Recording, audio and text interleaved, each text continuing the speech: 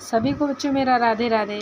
आज देखिए हम आपके लिए है जो एक नए क्वेश्चन लाए हैं, नई चीज़ लेकर आए हैं और जो आपके लिए बहुत ही है जो मतलब कॉम्पिटिटिव एग्ज़ाम है उसके लिए बहुत ही हेल्पफुल होने वाली है बच्चों। देखिए आपका टॉपिक आज का है सितार का संक्षिप्त इतिहास। ठीक है, सितार का संक्षिप्त इतिहास।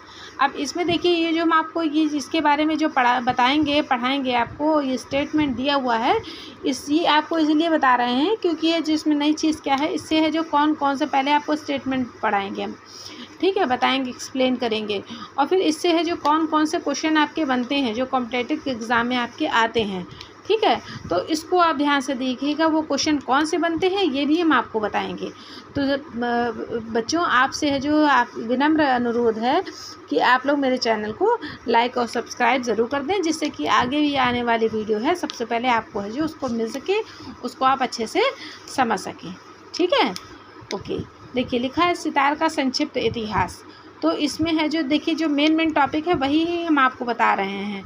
इसमें लिखा है पहले मतानुसार इस वाद्य की रचना है जो किसके, वीणा के आधार पर हुई। ठीक है, सितार की सबसे पहले रचना किस आधार पे हुई, वीणा के आधार पे, मतलब तुरंत सबसे पहले सितार ही नहीं बन गया, सबसे पहले वीणा बना। ठीक है, तो इसकी है जो रचना है जो वाद्य की रचना किसके आधार पर हुई, वीणा के आधार पर हुई।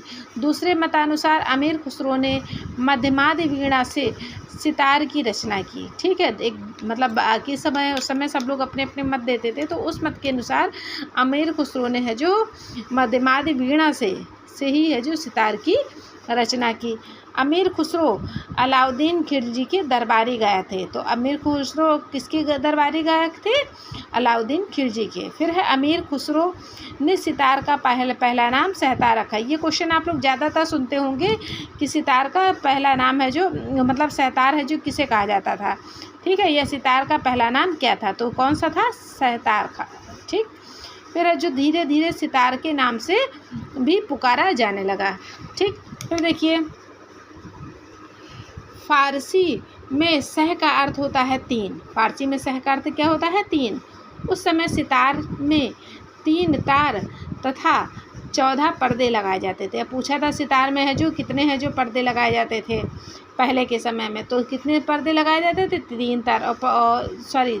सितार में तार कितने लगाए थे, 3, और पर्दे कितने लगाए जाते थे, 14। ठीक है, लेकिन वर्तमान काल में कितने तार लगाए जाते हैं, 7 तार।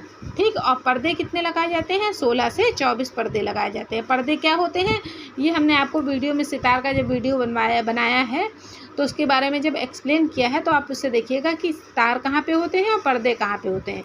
फिर तीसरे मतानुसार यह वाद्य पर्सिया में से भारत में आया। कहाँ से आया, पर्सिया से भारत में। फिर अमीर खुसरो ने सितार का बहुत प्रचार प्रसार किया और उन्हीं के नाम पर उनका घराना चल पड़ा। ठीक है, तो घराना उनका है जो किस नाम पे चल पड़ा, इसी के नाम पे चल पड़ा।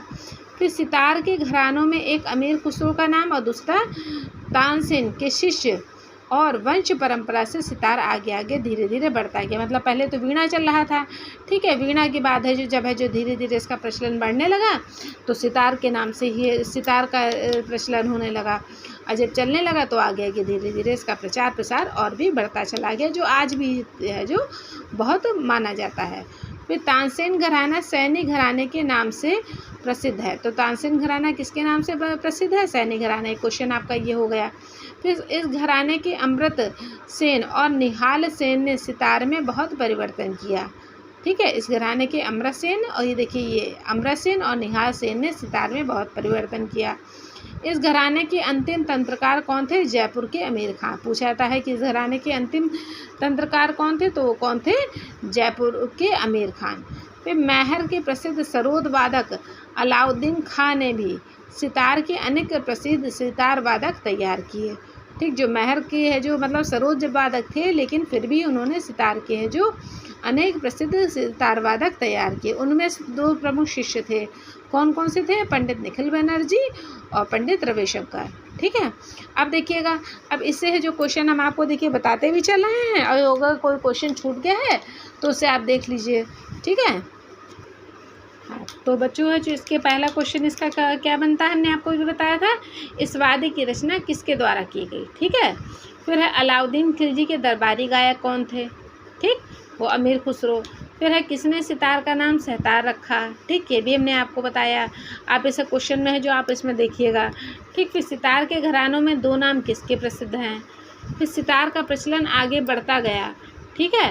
मैहर घराने के अंतिम तंत्रकार कौन थे, ये सब देखिए हमने आपको जो बताया है, इन्हीं में से ही आपको सबको बताया है। फिर मैहर घराने के प्रसिद्ध सरोद वादक अलाउद्दीन खान ने सितार के कौन कौन से 2 प्रमुख शिष्य थे। ये क्वेश्चन हम आप लोगों को इसलिए बता रहे हैं, इन क्वेश्चन को आप पहले लिख लीजिएगा, ठीक। और है जो मतलब लिखने के बाद फिर आप इसमें से ये जो हमने आपको भेजा है, इसमें से अगर आप है जिसको देखेंगे और सुनेंगे कि कौन कौन से क्वेश्चन बनते हैं, तो आपके लिए जो बहुत हेल्पफुल रहेंगे, ठीक है। अगर आप चाहिएगा तो क्वेश्चन हम आपको लिखकर भी सेंड कर देंगे, लेकिन आप ये क्या है, इसको कमेंट में है जो आप हमको लिखकर बता दीजिएगा। धन्यवाद।